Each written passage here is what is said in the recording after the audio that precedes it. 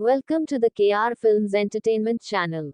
The movie begins with a strong earthquake in the water that causes a fissure in the ocean's bottom. On the surface, there is a cute couple having fun. The man tells the woman to close her eyes. He then puts a ring in her hand and asks her to marry him, but he is pulled underwater before he gets an answer. The woman, confused and wonders where he ended up until his body rises to the surface. She starts screaming for help, but no one hears her. No one comes except this blue zombie who eventually kills her. Then we see Hunter, Ray, and Jaded while fishing. They notice another boat catching fire from fireworks in the distance. They approach them and Hunter helps them it out the fire, after which he confiscates the fireworks. Since he is a supervisor of this area, they get back into the boat and go back to fishing, and Ree catches something on the end of his line, and all blue cops, just like the zombie we saw at the beginning. Using an underwater camera, J2 finds a blue light coming from the seabed. This is very bizarre, and Hunter go those to call the authorities. They then covered the blue cops, but the latter turned out to be still alive. The zombie attacks Jade and lethal. The wounds her in the shoulder. Hunter stabs the zombie with a machete and everyone goes to Jade to help her.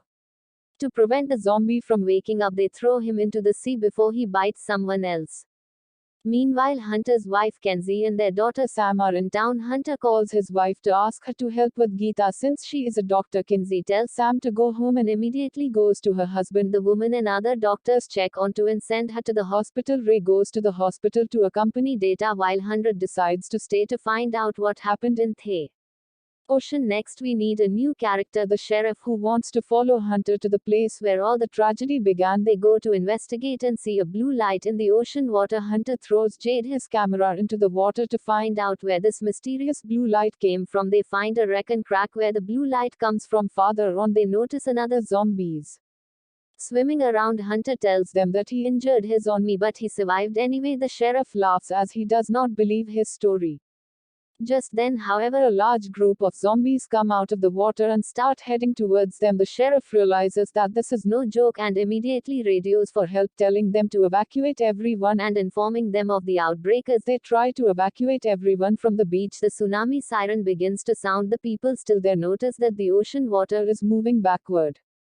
That's because a giant wave full of zombies is coming. Meanwhile, underwater, an endless stream of zombies swim relentlessly toward the shore. Hunter and the sheriff try to approach the shore, but they notice that the big wave is about to hit them and lock them inside the boat. There are still people on the beach when the wave reaches the shore. Unfortunately, many of them manage to survive, like this couple. On the tsunami acts as a cap for the zombies who start wandering around the beach. Hunter and the sheriff are surrounded by zombies on all sides. In the meantime, Kenzie quarantines Ray and Geeta as they still do not know what precisely it is. On the beach, zombies start attacking people and turning them into zombies. Samantha, Hunter's daughter, is with her friends and they encounter zombies attacking people. The girl is unable to contact her father, after which she runs away with her friends. While on the beach, Hunter and the sheriff try to save the people. Unfortunately, bullets are not enough to kill them completely, but only slow them down. At the hospital, Jaded turns into a zombie. She turns and attacks Ray and bites a doctor. Ray immediately runs away from there. On the beach, Hunter and the sheriff realize the people who have been attacked are now turning into monsters. The sheriff wants to call for reinforcements and they escape from there. When they get into the car, they find a couple hiding in the back of the car. The men agree to help them. While at the hospital, Kenzie goes to check on Geeta and discovers that all the medical staff has been bitten and turned. Jade suddenly starts chasing her and Kenzie tries to escape. Fortunately, Ray comes out of the room and rescues her. Kenzie says it is an infection and Ray tells her about the zombies that were in the water and how they arrived on the beach thanks to the tsunami. The group in the car reaches the police station, but a wave of zombies is heading toward them, so they rush inside. The guy Blaine and his girlfriend are cornered and he throws his girlfriend to the zombies to save himself. The poor girl gets infected and the others run in inside. Blaine grabs the other policeman's gun and threatens to shoot. Finally, Blaine shoots the policeman with a gun and kills him, but Hunter knocks him out. After that, they tie him up and lock him in a cell. Sam and her friends are running away from a group of zombies and end up in a supermarket. Unfortunately, the place is full of zombies and the group tries to go unnoticed. One of the guys trips and sprains his ankle. Soon after, the zombies catch up to him and attacking one girl fights them, but there are too many of them and they have to escape from there. In this way, however, they get split up. At the police station, the sheriff tries to radio for help but no one answers. Meanwhile, Hunter doesn't internet search and finds information about the ship. They saw the bottom of the sea. A report states that the ship is in a dumpster. Nevertheless, they had seen it in the sea. They realize there is something underneath but they don't know what yet as the zombies try to get inside. They have to escape from there. They take some weapons from the police station and leave Blame behind, chained to a bench. When they get outside, they find an immense number of zombies. Rifles would not be enough to take them down, so Hunter uses a bazooka to finish them off. They subsequently get into a car and drive away. On the way, they spot the for zombie and drive over him, but the monster does not die. Sam and her friend continue to run and reach the van of one of their drummer friends. They hide in the van, but the drummer jumps out and starts fighting zombies with drumsticks. The heroism cost him his life. The sheriff's daughter runs through the forest and reaches a house on the hill. The owner of the house asks her to turn around to confirm that she is not infected, after which she enters his property.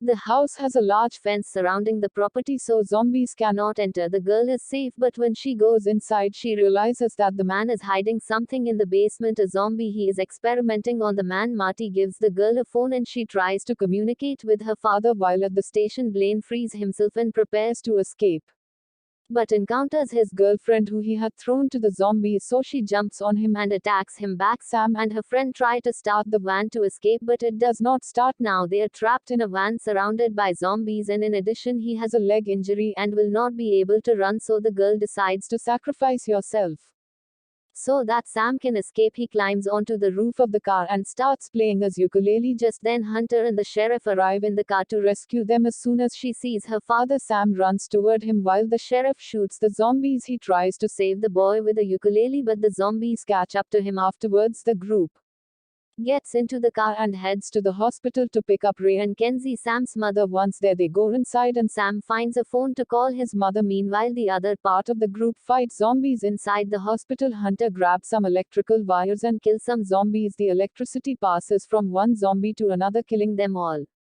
Soon after, Sam finds her mother again and they embrace happily. They all quickly get into the car and head to another shelter. They reach Marty's house and the sheriff finally sees his daughter. They all go inside and the sheriff grabs the radio to contact another police station to call for backup. The zombie in the basement breaks free from its chains and makes a loud noise. The sheriff goes to check on his own without telling anyone. Shortly afterwards, he has bitten and the zombie wanders upstairs where he starts fighting Kenzie. Marty arrived just in time and kills the zombie with a taser. He reveals that electricity is the best way to kill them as they are water zombies. At that point, they decide to lower all this zombies into the water to eliminate them with electric shocks and explode the wreckage with C. For the zombies are approaching the house and Hunter connects the taser with a machete. He goes outside to take them down, but the taser stops working. Kenzie follows him outside and turns on the wood chipper. They subsequently throw each zombie one by one into the machine, chopping them to pieces. After eliminating the zombies outside the house, the group leaves. They set out with all the tools they need to kill the zombies once and for all. On the way, the sheriff feels sick. The bite on his arm is taking effect and he is about to transform. The sheriff tells Hunter to save the town and not to make his mistakes. Hunter doesn't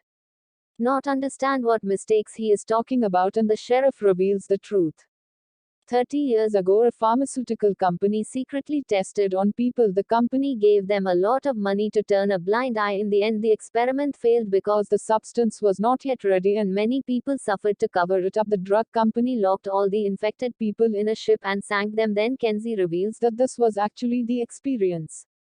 Its goal, which was to infect everyone with his virus. As they talk, more zombies come and start attacking them. One part stays to fight against the zombies while the others escape. The sheriff gets sicker and sicker and his daughter lays him down and gives him a grenade. As soon as the sheriff turns into a zombie, he throws the grenade and blows up the people still alive. Are divided into two groups. Ray, Marty into two head to the wreckage to blow it up. Meanwhile, Hunter, Kenzie and Samantha's task is to lure the zombies and kill them into the water. The second group goes to a pond and throws electrical cables inside. Hunter then takes a vehicle and plays loud music to lure the zombies to the pond. Meanwhile, in the other group, Marty jumps into the water to go plant the seafood, but he is surrounded by zombies and dies in the process. Hunter's vehicle gets stuck in the sand and the alpha zombie approaches him. Later, Kenzie pulls the vehicle out of the sand and takes it to the pond. The zombies follow her and enter the water. Hunter manages to overpower the zoo for a moment and tells Sam to flip the switch, but the handle is stuck. The other group is no better off as their boat gets stuck in the middle of the ocean and is quickly overpowered by the zombies. Ray orders the girl to escape from there while he stays to distract the zombies. The girl jumps into the water while he stays behind on the other side. The alpha zombie Rika. Worse, but this time Hunter smashes his face with his machete. Sam finally turns the handle and all the zombies in the pond are elsewhere. Ray ties the C-ford of the anchor and throws it toward the shipwreck. Once the anchor reaches the bottom, Ray detonates the C-4, blowing himself and destroying the shipwreck. The explosion causes a final total wave. But this one is on Be Free or For. Survivors are safe. We see that it is all over now. All the zombies are dead and even the sheriff's daughter has managed to survive the end. Thank you for watching. Subscribe if you'd like to see more videos like this. Turn on the notifications.